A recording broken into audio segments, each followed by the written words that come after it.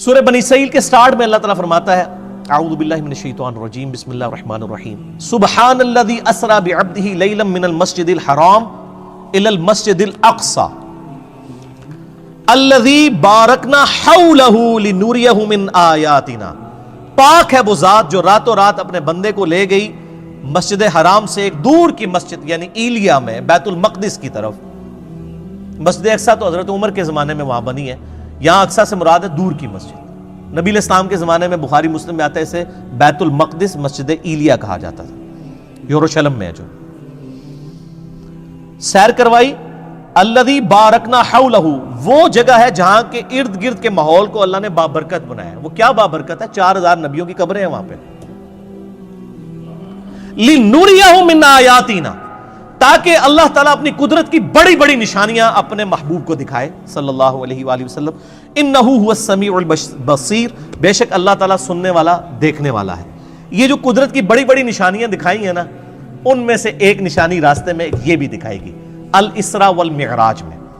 الاسراء آپ کا رات کا زمینی سفر ہے اور المعراج آپ کا آسمانوں کا سفر ہے جو یروشلم سے آسمانوں کی طرف ہوا. میں نے ڈیٹیل کے ساتھ اس کے اوپر 3 لیکچر ریکارڈ کروا دیے ہیں. مسئلہ نمبر 126 A B C, جسے شوق ہو وہ دیکھے. میری زندگی کے بہترین تحقیقی لیکچرز میں سے ہیں. آپ کو واقعہ معراج پہ اتنی تحقیق کسی کتاب میں نہیں ملے گی. اللہ کے فضل سے میں نے جتنی اس میں محنت کی ہے الحمدللہ. اس میں نے یہ حدیث بیان کی تھی سنن نسائی 451. انس ابن مالک سے بھی ہے, سیدنا شداد ابن اوس سے بھی. انس ابن مالک کہتے ہیں کہ نبی علیہ السلام نے فرمایا میرے پاس ایک جانور لایا گیا براق, جو گدھے سے بڑا اور خچر سے چھوٹا تھا.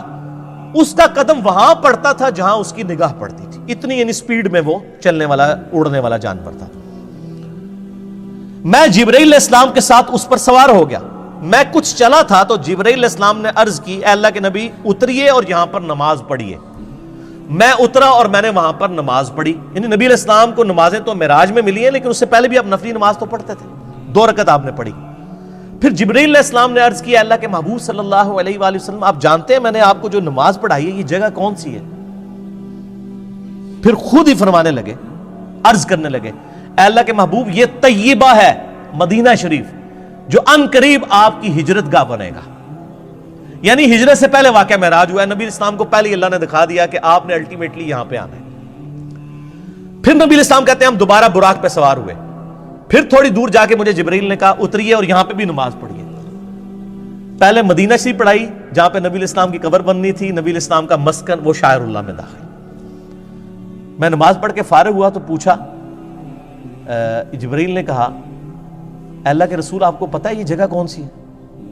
تو پھر خود ہی اس نے عرض کی کہ یہ طور سینہ ہے جہاں پہ موسیٰ علیہ السلام سے اللہ نے کلام کیا تھا.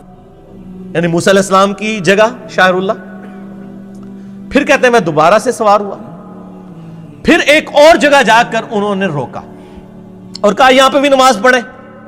وہاں پر بھی نماز پڑھی اور پھر کہا یا رسول اللہ آپ کو پتہ ہے یہ جگہ کون سی ہے؟ اور پھر خود ہی کہا یہ بیت اللحم ہے جہاں پہ عیسیٰ علیہ السلام پیدا ہوئے تھے. عیسیٰ علیہ السلام کی پیدائش کی جگہ بھی شاعر اللہ ہے. تو میرے نبی علیہ السلام کی قبر مبارک شاعر اللہ نہیں ہے؟ نبی علیہ السلام کی نماز پڑھنے کی جگہ شاعر اللہ نہیں ہے؟ اگر وَاتَّخِذُوا مِن مَّقَامِ إِبْرَاهِيمَ مُصَلَّى شاعر اللہ میں.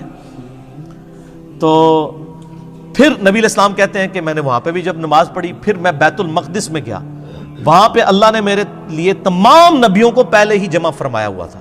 لیکن یہ برزخی معاملہ تھا, جسمانی معراج ہوئی ہے لیکن وہاں کے لوگوں کو نہیں پتا چلا. ورنہ 1 لاکھ کے قریب بندہ اگر جہلم شہر میں جمع ہو جائے تو پورے شہر میں ایک بار ہال چال نہیں بات جاتی. وہاں کسی کو پتا نہیں چلا, اللہ نے پردہ رکھا ہوا تھا. اللہ نے تمام انبیاء کو میرے لیے وہاں پر جمع فرمایا. چنانچہ جبرائیل علیہ السلام نے مجھے آگے کر دیا اور میں نے ان کی امامت فرمائی. یہ ایک ڈکلیئرڈ تھا اللہ کی طرف سے, ایک سمبل تھا کہ امام الانبیاء ہیں ہمارے محبوب صلی اللہ علیہ وآلہ وسلم. اور یہ والا جو پورشن ہے نا امام الانبیاء والا, یہ صحیح مسلم میں بھی موجود ہے انٹرنیشنل نمبر کے مطابق 430, جس میں نبی علیہ السلام کہتے ہیں کہ کفار مکہ نے واقعہ معراج کے بعد مجھ سے جب پوچھا کہ اچھا تم کہتے ہو میں راتوں رات ہو کے آیا ہوں, بتاؤ بیت المقدس کے دروازے کتنے ہیں, اس کی سیڑھیاں کتنی ہیں, اس کا کلر کتنا ہے؟ اب میں یہ سیڑھیاں پچھلے 7-8 سال سے چڑھ رہا ہوں, مجھے آپ پوچھیں تو میں نہیں بتا سکتا. اور ایک شخص ایک رات کے لیے گیا, وہ کیسے بتائے گا؟ حضور کہتے ہیں میں اتنا پریشان ہوا کہ اعلان نبوت کے بعد کبھی اتنا پریشان نہیں ہوا تھا کہ میں ان کے سوالوں کے جواب نہیں دے سکوں گا. تو اللہ تعالیٰ نے بیت المقدس اٹھا کے میرے سامنے کر دیا. مدینہ شریف سے بیت المقدس نظر آ رہا ہے. وہ جو مجھ سے پوچھتے تھے میں دیکھ کے بتا رہا تھا. اس سے پتہ چلا کہ نبی علیہ السلام کو علم غیب نہیں تھا, بلکہ اللہ تعالیٰ غیبی خبریں عطا فرماتا تھا, اور اس ایک خاص موقع پر وہ غیبی چیز دکھا دیتا تھا. یہ صحیح مسلم 430 انٹرنیشنل نمبر کے مطابق. اس میں یہ آتا ہے کہ میں جب معراج میں بیت المقدس میں پہنچا اور تمام نبیوں کو میرے لیے وہاں پر جمع کیا گیا, تو مجھے جبرائیل نے کہا آپ ان کی امامت کروائیں. صحیح مسلم 430. تو میں نے ان کی امامت کروائی, اور بڑے رکت انگیز الفاظ ہیں جی. حضور کہتے ہیں میں نماز پڑھ کے جب فارغ ہوا تو جبرائیل علیہ السلام نے مجھے کہا یا رسول اللہ صلی اللہ علیہ وآلہ وسلم, آپ کے پیچھے داروغہ جہنم سیدنا مالک علیہ السلام کھڑے ہوئے ہیں, جن کا نام سورہ الزخرف کی آیت نمبر 77 میں آیا. داروغہ جہنم, داروغہ جنت ہے رضوان, اور داروغہ جہنم مالک. آپ کے پیچھے مالک کھڑے ہیں داروغہ جہنم, تو اے اللہ کے محبوب آپ ان کو سلام کیجئے. نبی علیہ السلام کہتے ہیں میں مڑ کے جب سلام کرنے لگا تو اس نے پہلے ہی مجھے کہہ دیا السلام علیکم, یعنی اس نے نبی علیہ السلام کو پروٹوکول دیا. پھر نبی علیہ السلام نے وعلیکم السلام کہا.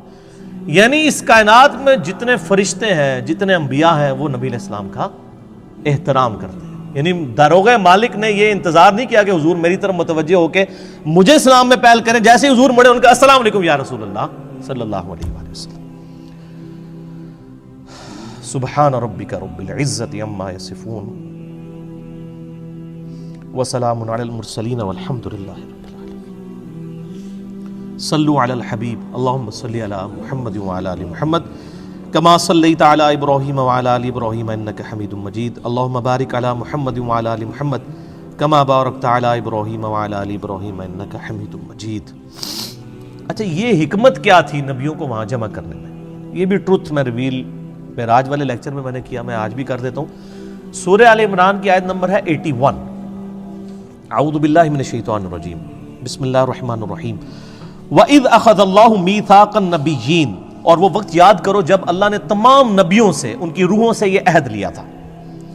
لَمَا آتَيْتُكُمْ مِنْ كِتَابٍ وَحِكْمَةٍ, جب میں تمہیں کتاب اور حکمت دے کر بھیجوں. ثُمَّ جَاءَكُمْ رَسُولٌ مُصَدِّقٌ لِمَا مَعَكُمْ, اور تم پیغمبر ہو اور تمہاری پیغمبری کے دوران کوئی اور رسول آ جائے جو تمہاری تصدیق کرے.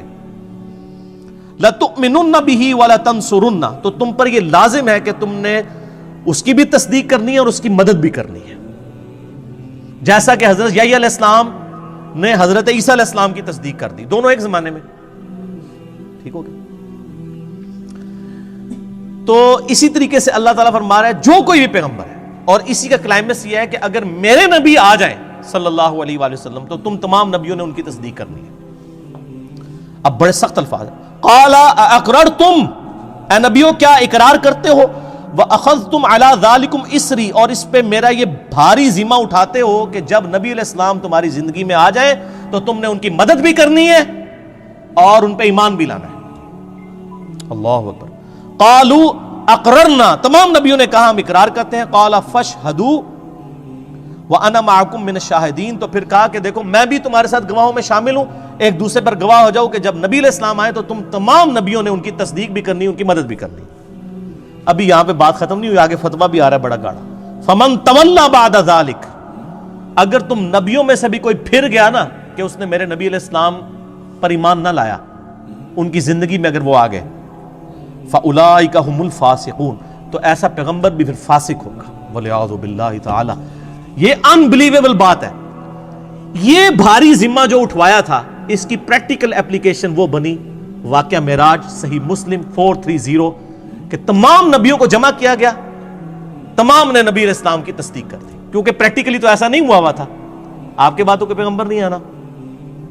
تو وہ اللہ تعالیٰ نے ایک اسپیشل ایک مجلس کا انعقاد کیا. اچھا, یہ جو آیا لِنُرِيَهُ مِنْ آیَاتِنَا, انہی آیات میں سے ایک اور آیت اللہ نے دکھائی. صحیح مسلم میں 2 حدیثیں ہیں انٹرنیشنل نمبر کے مطابق 6157 اور 6158, کہ نبی علیہ السلام فرماتے ہیں واقعہ معراج کے دوران میں جب بیت المقدس کی طرف جا رہا تھا، سرخ ٹیلے کے پاس میں نے موسیٰ علیہ السلام کو دیکھا اپنی قبر میں، ہوا قائم یصلی فی قبری، وہ اپنی قبر میں کھڑے ہو کر نماز پڑھ رہے تھے۔ یہ صحیح مسلم 6157 اور 6158۔ تو موسیٰ علیہ السلام کو اپنی قبر میں نماز پڑھتے ہوئے نبی علیہ السلام نے اس واقعہ معراج میں دیکھا۔ باقی یہ انتہائی انٹرسٹنگ چیز ہے، واقعہ معراج پہ آپ جتنی بھی کتابیں پڑھیں آپ کو زیادہ تر کہانیاں ملیں گی۔